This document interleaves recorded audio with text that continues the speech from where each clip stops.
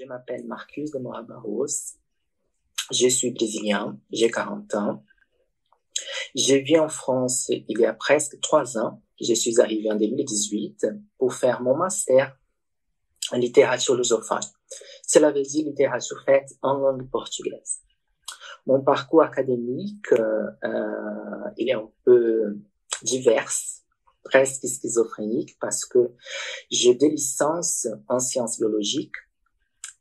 D'abord, la première en biomédecine, la deuxième en médecine vétérinaire. J'ai toujours travaillé en ces domaines avec la recherche scientifique. Dans ces cas-là, l'amélioration génétique, c'était mon domaine. Après, parallèlement, j'ai travaillé dans un réseau de librairies au Brésil comme coordinateur d'achat des produits et aussi comme coordinateur de contenu littéraire. Pour expliquer un peu, j'ai définissais les contenus d'une maison d'édition qui appartenait à cette librairie comme une sorte d'archéologue littéraire. Donc, je me consacrais à la recherche soit de nouveaux écrivains, soit des écrivains qui ont été oubliés, voilà, à cause de plusieurs situations. C'est mon parcours. Et aujourd'hui, je suis au début de mon doctorat, aussi en littérature lusophone, mais cette fois-ci en étude des civilisations lusophones, parallèlement. C'est surtout à cause ou grâce à cet esprit chercheur, investigateur, explorateur qui habite mon âme depuis toujours. Je suis passionné de la recherche. Et je suis également passionné de l'enseignement. J'adore le partage de connaissances, j'adore les échanges. Je pense à ces sujets, je n'exagère pas depuis toujours. Je suis passionné de l'histoire contemporaine de mon pays. Nous avons vécu une dictature militaire très violente pendant presque 20 ans, qui a beaucoup influencé notre vie à l'époque et encore aujourd'hui, jusqu'à aujourd'hui.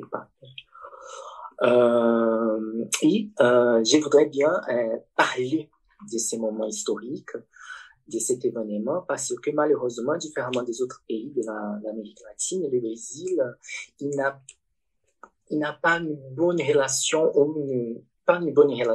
bonne, c'est pas l'adjectif, ou une relation honnête avec ces moments. Donc, nous avons eu une résolution adéquate. Et pour cette raison, la dictature, elle reste encore un sujet très mal compris dans ma société. Je crois, en fait, je défends une permanence, la permanence de la dictature chez notre esprit, parce que je crains qu'elle tombe dans l'oubli. C'est terrible pour ma société. Et je suis passionné aussi de la linguistique, du discours. Mon sujet de thèse, ce sont les échanges discursifs pendant la dictature, à partir du registre épistolaire, cela veut dire de correspondance de lettres, d'une couturière appelée Zuzu Anjo, dont le fils a été persécuté et tué pendant la dictature. Donc, une façon qu'elle a trouvé de dénoncer et de partager sa souffrance, de dénoncer la situation politique brésilienne et de partager sa souffrance a été l'échange épistolaire. Et elle le fait à travers une sorte de récit littéraire qui est très intéressant. Donc, j'ai pu avoir un certain contact avec sa production, entre guillemets, évidemment, pendant mon adolescence, à cause d'une exposition que j'ai pu voir.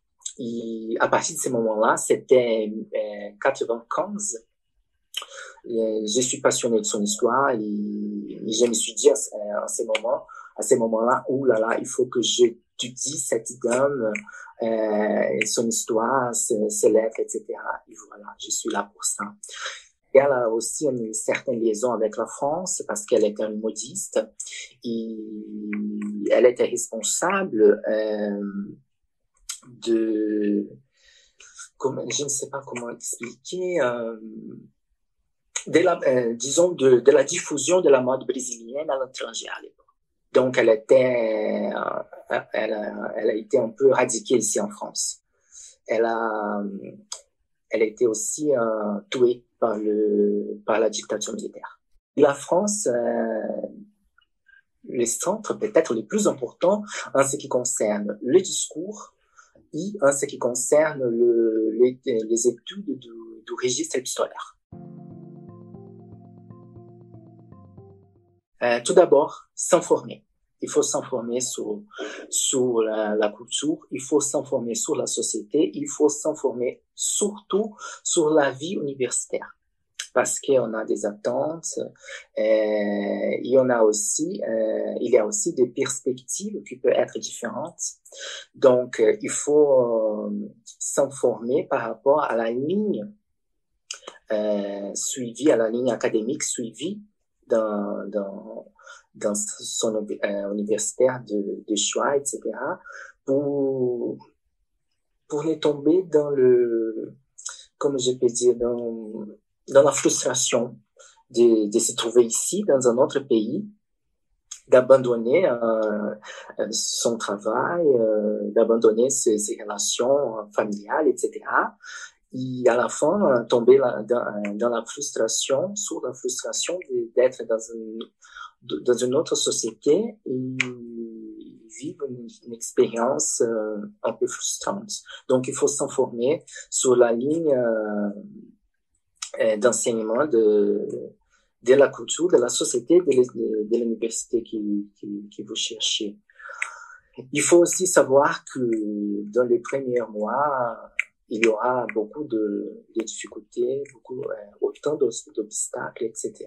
Donc, il faut pas renoncer, il faut persister, il faut croire surtout en son projet. Il faut savoir y connaître, il faut connaître bien son sujet. Il faut venir avec un sujet dans la tête. Voilà, c'est juste un conseil personnel. Je connais des personnes qui ont choisi leur sujet ici. Quand tu connais bien ton sujet, cela facilite un peu, cela rend plus facile la recherche, l'intégration, parce que tu t'obliges, entre guillemets, de chercher d'autres personnes, de connaître tous les discours, etc., qui sont en convergence avec ton sujet. Et cela rend plus facile aussi l'expérience d'être tout seul dans un autre pays.